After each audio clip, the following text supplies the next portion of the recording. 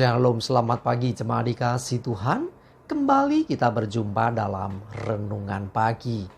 Mari pagi hari ini kembali saya mengajak kita semua untuk merenungkan firman Tuhan. Sebab firman Tuhan adalah sumber kekuatan kita. Firman Tuhanlah yang menjadi kebenaran yang memerdekakan hidup kita. Firman Tuhan pedoman dan penolong bagi kita. Bahkan firman Tuhan juga yang akan terus menuntun dan menerangi langkah hidup kita.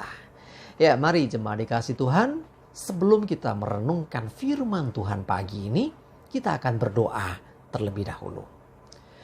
Bapa di surga, kembali Tuhan pagi hari ini kami datang ke hadirat-Mu. Kami menaikkan segala puji dan hormat dan syukur atas begitu besar kasih setia-Mu, rahmat dan anugerah-Mu, berkat dan kemurahan Tuhan, perlindungan Tuhan, penyertaan Tuhan, pertolongan Tuhan, dan bahkan pemeliharaan-Mu ya Tuhan atas seluruh hidup kami. Terima kasih ya Tuhan. Dan pagi hari ini kembali kami mau merenungkan firman-Mu. Mari Tuhan singkapkan dan nyatakan kebenaran firman-Mu. Dan Roh Kudus urapilah kami ya Tuhan, sehingga kami bisa menangkap apa yang menjadi pesan Tuhan dan juga melakukannya di dalam hidup kami. Terima kasih, dalam nama Tuhan Yesus kami bersyukur dan berdoa. Amin. Mari jemaat dikasih Tuhan, kita akan sama-sama buka Alkitab kita. Renungan pagi hari ini saya ambilkan dari Hakim-Hakim 6 ayat 11 dan 12. Saya bacakan. Kemudian datanglah malaikat Tuhan dan duduk di bawah pohon tarbantin di Ofra, kepunyaan Yoas orang Abiezer itu. Sedang Gideon anaknya mengirik gandum dalam tempat pemerasan anggur agar tersembunyi bagi orang Midian. Malaikat Tuhan menampakkan diri kepadanya dan berfirman kepadanya demikian. Tuhan menyertai engkau, ya pahlawan yang gagah berani. Jemaat dikasih Tuhan, situasinya pada waktu itu, ya bangsa Israel mengalami kondisi yang tidak baik. Ya, dia mengalami satu kondisi ditekan, dijajah oleh bangsa Midian. Jadi ketika panen, hasil panen dirampas oleh orang-orang Midian, sehingga kondisi bangsa Israel sangat-sangat memprihatinkan. Nah, supaya bertahan hidup, seringkali mereka harus melakukan segala aktivitas khususnya berkaitan dengan hasil panen gandumnya dengan sembunyi-sembunyi, supaya tidak ketahuan orang Midian. Seperti juga yang dilakukan oleh Gideon. Ya, dia mengirik gandum di tempat pemerasan anggur, bukan pada tempatnya, tetapi terpaksa dia lakukan itu supaya tersembunyi bagi orang Midian. Sebab kalau ketahuan, semua hasil panennya atau gandumnya akan dirampas, sehingga dia tidak akan bisa menikmati apa-apa. Itu terjadi pada masa itu. Nah, situasi demikian sehingga membuat bangsa Israel ketakutan semua. Termasuk Gideon sendiri sesungguhnya dia juga mengalami ketakutan yang luar biasa. Ya, sembunyi-sembunyi supaya nggak ketahuan. Kenapa nggak belak-belakan? Habis. Nah, dia membayangkan, waduh, semua akan dirampas kalau semua dilakukan dengan di tempat yang terbuka. Karena itu dengan sembunyi-sembunyi. Tapi perhatikan, malaikat Tuhan datang menjumpai Gideon dan menyatakan firman Tuhan bahwa Tuhan menyertai dia. Ya, ketika mendengar itu Gideon komplain, kalau Tuhan menyertai kenapa keadaan kami seperti ini? Seringkali kita lebih percaya pada keadaan melebihi Tuhan. Seringkali keadaan kita membuat kita tidak bisa melihat kuasa Tuhan.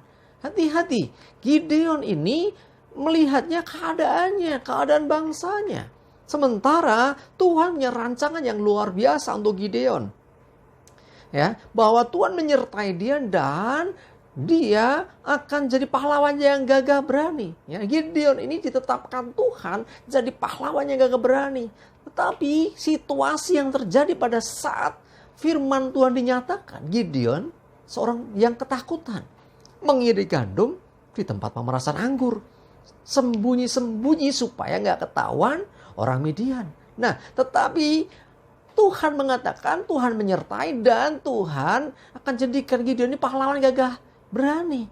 Nah, kalau Gideon hanya melihat situasi keadaan yang terjadi dalam hidupnya, maka dia tidak akan pernah bisa lepas dari ketakutan. Tetapi kalau dia mendengarkan Tuhan dan akhirnya mematuhi, mengikuti apa yang dikatakan Tuhan, maka betul-betul memang Gideon adalah orang yang gagah berani, pahlawan yang gagah berani. Nah, jadi sekali lagi berlaku juga untuk hidup kita. Kadang kita melihat situasi dan kenyataan hidup kita tidak seperti yang kita harapkan.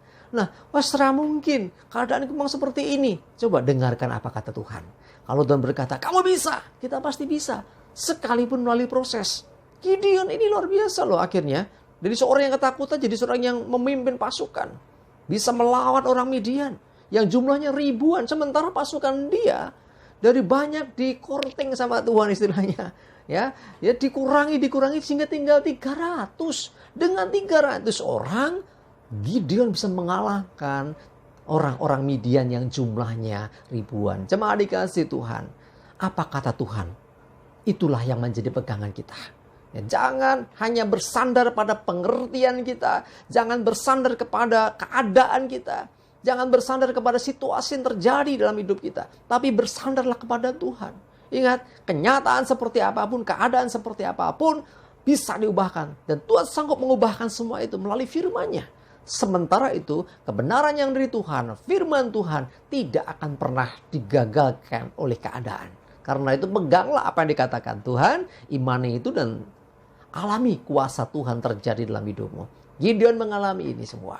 Ya, ketika dia akhirnya mengikuti apa yang dikatakan Tuhan, mempercayai apa yang dikatakan malaikat Tuhan waktu itu, akhirnya dalam penyertaan Tuhan, Gideon yang tadinya penakut menjadi pahlawan yang gagah berani. Jemaat dikasih Tuhan, apapun keadaanmu, pandang Tuhan, dengarkan apa kata Tuhan untuk hidupmu.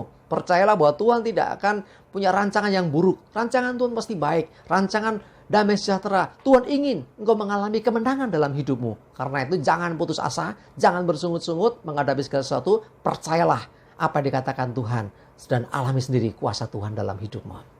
Amin. Kita berdoa. Terima kasih Tuhan, kami belajar dari Gideon, dari sosok yang pribadi yang takut, tetapi Tuhan menyatakan bahwa Tuhan menyertai dan Tuhan ingin supaya Gideon jadi pahlawan gagah berani. Dan akhirnya terjadi. Kami mau belajar Tuhan mengimani, mempercayai Engkau melebihi keadaan yang terjadi dalam hidup kami. Dan kami percaya Tuhan, keadaan akan diubahkan oleh kebenaran firman yang dari Tuhan. Pimpin kami Tuhan dalam segala hal. Jauhkan segala mara bahaya. Biarlah damai sejahtera dan berkat Tuhan terus menyertai hidup kami. Terima kasih di dalam nama Tuhan Yesus. Kami bersyukur dan berdoa. Amin. Mari jemaat dikasih Tuhan. Yuk tetap semangat terus. Maju terus dalam iman dan pengharapan. Selamat berakhir pekan. Tuhan Yesus memberkati kita semua. Amin.